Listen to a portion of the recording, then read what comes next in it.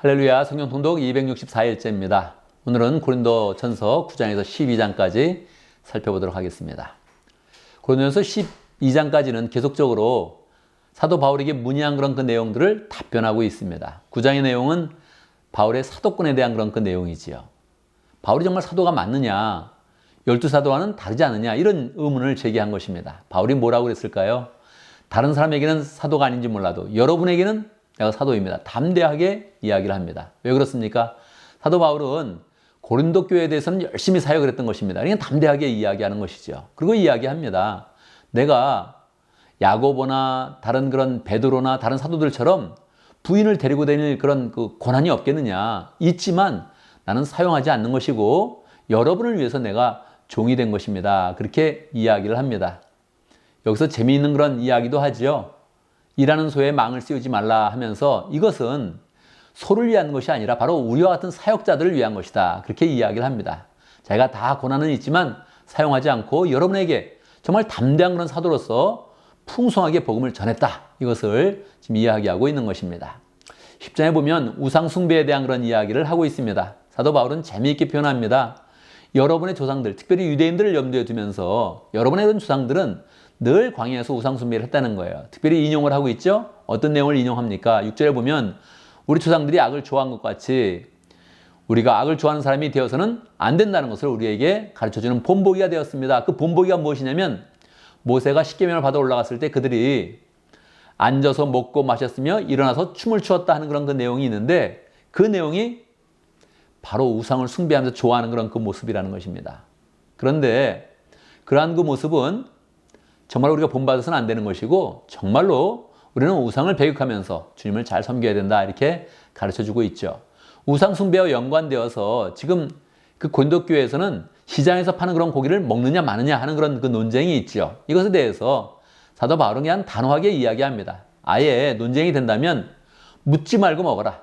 시장에서 파는 그런 고기가 우상에게 팔린 그런 한번 바쳐졌던 그런 고기인지 아닌지 이렇게 논쟁이 된다면 아예 묻지도 말고 그냥 편하게 먹으세요. 그렇게 권면을 하고 있는 것입니다.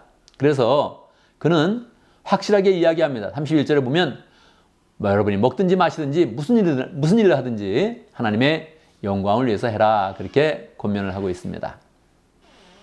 11장의 내용에 보면 새로운 그런 주제가 나오는데 그것은 여자가 머리에 쓰는 그런 그 내용에 대해서 이야기하고 있죠. 당시에 유대인들은 여자의 머리에 써야 된다 이렇게 이야기하고 교회에서도 그것을 받아들였습니다. 그랬는데 이 부분에 대해서 사도 바울은 여자가 머리에 쓰는 것은 맞다 그렇게 이제 권하고 있지요.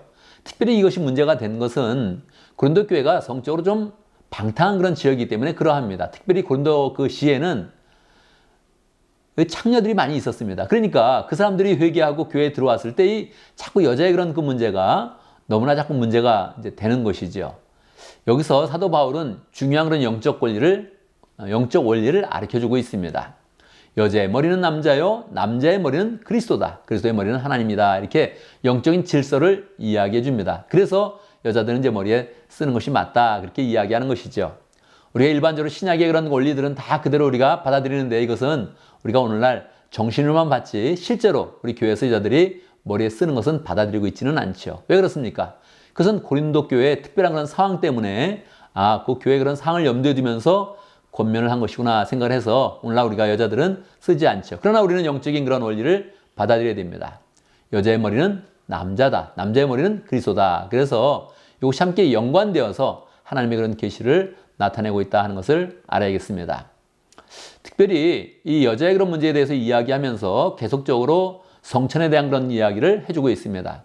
사실 고린도 교회에서 그런 성찬은 당시에 애찬과 함께 연결되어져 있습니다. 애찬이라는 것은 식사라는 것이죠. 식사하면서 성찬을 했던 것입니다. 그래서 이 부분을 더욱더 잘해야 된다고 가르쳐주면서 사도 바울은 명확하게 이야기합니다.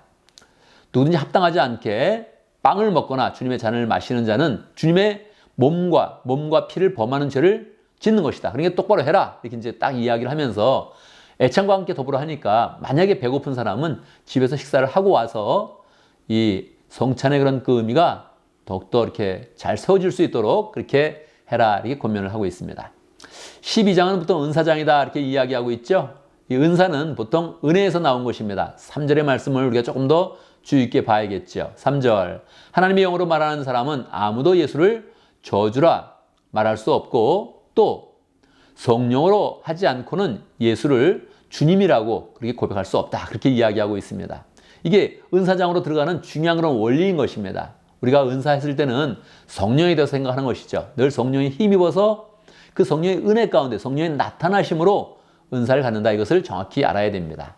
근데 여러분, 예수님을 주님이라고 고백합니까? 고백하죠. 그렇다면 우리는 이미 성령을 받았다는 것입니다. 그런데 그 성령의 그런 역사가 우리의 그런 마음 가운데 풍성하게 나타나서 밖으로 표출될 때 그것이 성령의 나타나심이 되어서 은사로 이제 나타나게 되는 것이죠.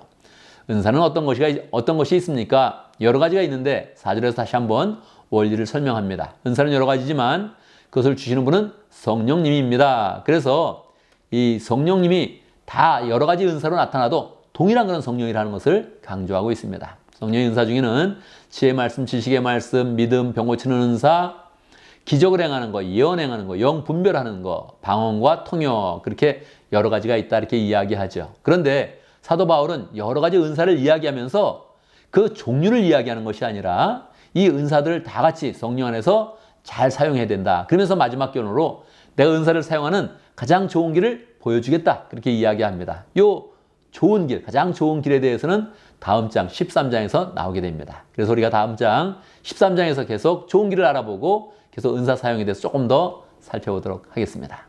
감사합니다.